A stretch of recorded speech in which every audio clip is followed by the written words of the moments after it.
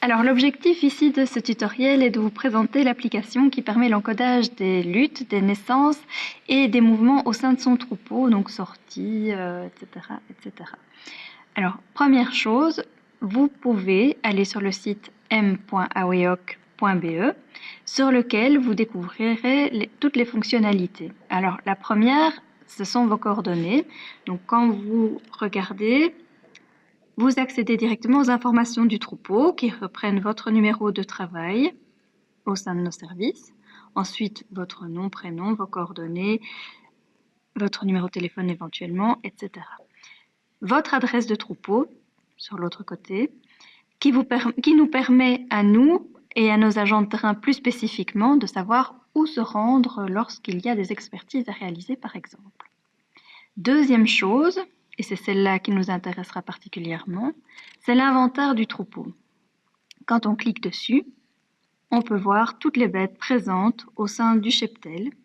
Alors, parfois, évidemment, le cheptel n'est pas à jour, donc il y a des vieilles bêtes qui doivent être sorties parce qu'elles sont vendues, décédées, etc.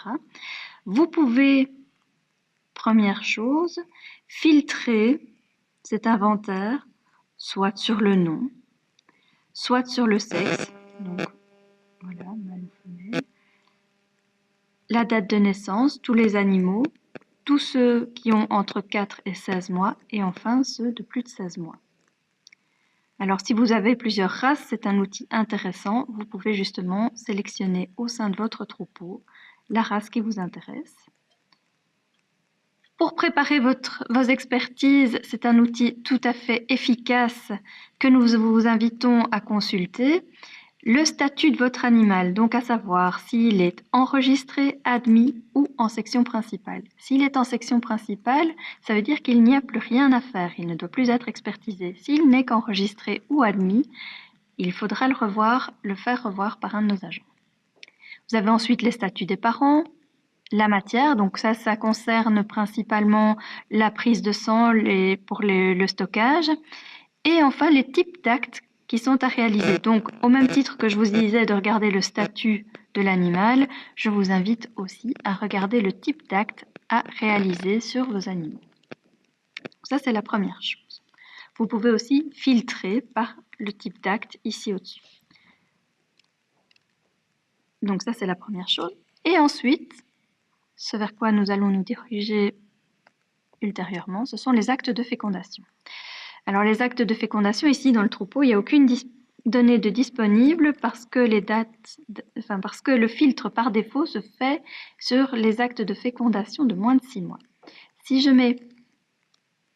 change mon filtre et que je mets tous les actes de fécondation, chargement en cours, voilà, vous verrez qu'il y a à ce niveau-là davantage. Et normalement, ça reprend l'historique des actes de fécondation au sein du troupeau. Il y a à ce sujet 6 pages, donc ça veut dire qu'il y a déjà un paquet. Mais revenons-en à l'inventaire de troupeau. Alors, ici, en l'occurrence, ce qui va nous intéresser, dans un premier temps, c'est de faire des sorties de troupeau pour mettre à jour son inventaire et le maintenir à jour. Donc, moi, je vais sélectionner la date de naissance, je veux sélectionner tous les animaux qui ont entre 4 et 16 mois. De race, je vais choisir la race Hampshire de préférence.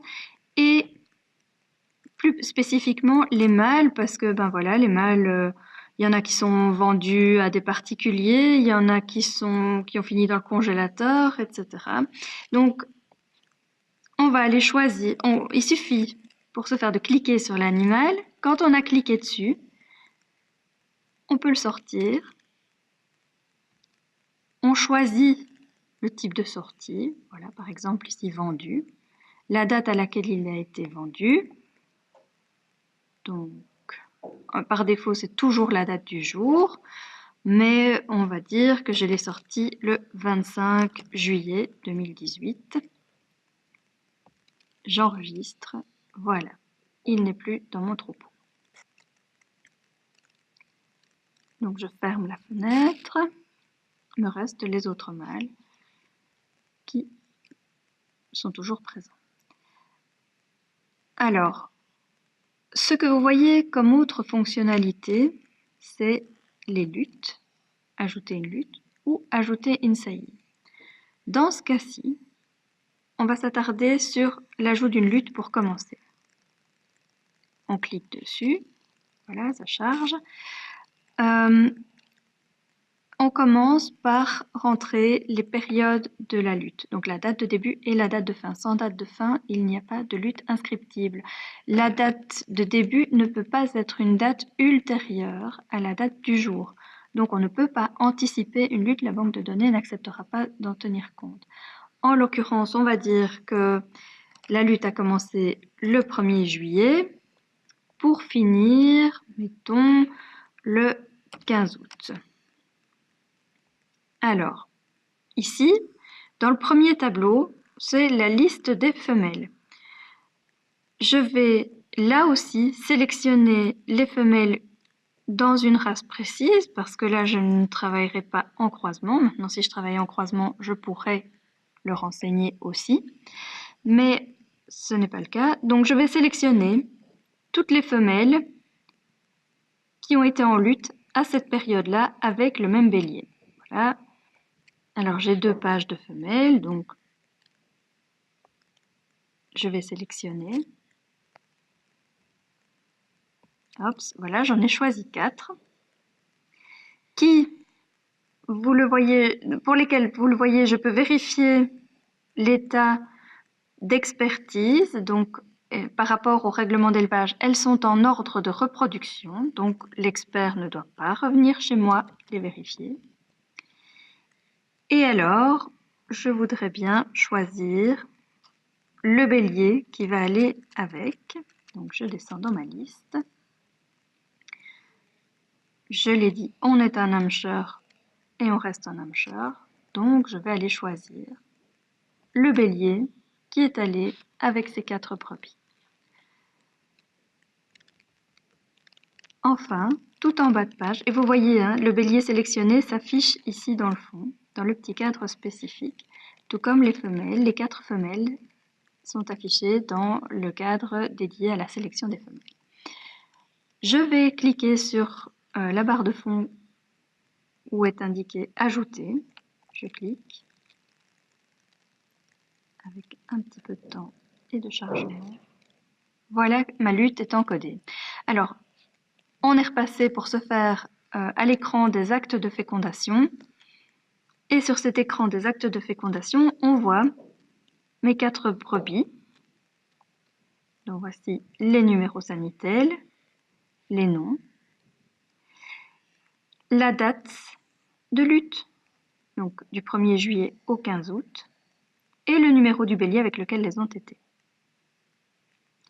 Maintenant, si je décide que, si j'ai constaté par exemple qu'une des brebis n'était pas pleine, je peux aller modifier la lutte pour autant que cela continue à respecter le règlement d'élevage.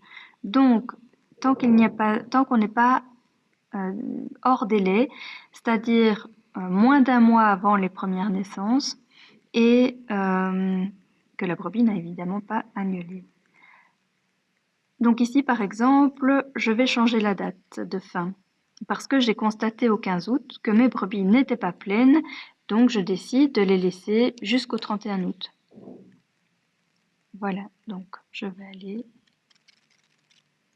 tout dans le fond, je clique sur modifier, il n'y a que ça qui a changé.